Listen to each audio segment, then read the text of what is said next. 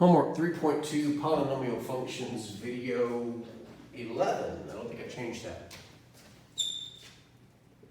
Homework due Wednesday, May 27, 2020 at 11:59 p.m.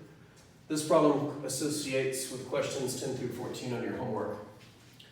So our sixth polynomial function we analyzed in previous videos was q of x equals 5 times x squared minus 4 times the quantity x plus 1 squared, whose leading term was 5x to the fourth. We uncovered that when we determined the end behavior.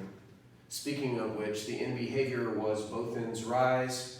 Our x-intercepts were 2 and -2, both of which crossed the x-axis, and at -1 where it touched and turned.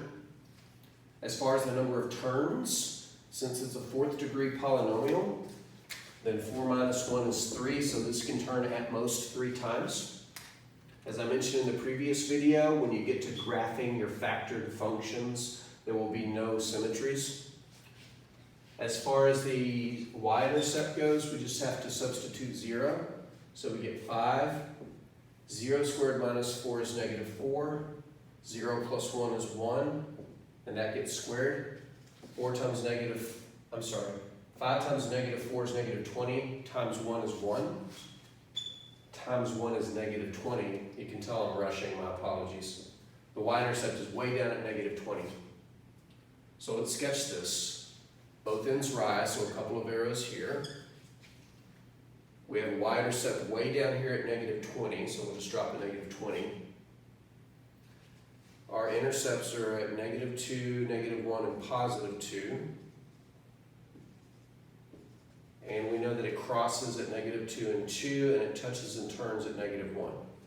So I need to start high, cross, touch and turn, hit the y-intercept, cross again. Start high, cross, I have to turn around and come back up here, but I touch and turn when I do, go down and hit the y-intercept, and again at some point it turns around. It probably isn't at the y-intercept, but it could be, and then cross.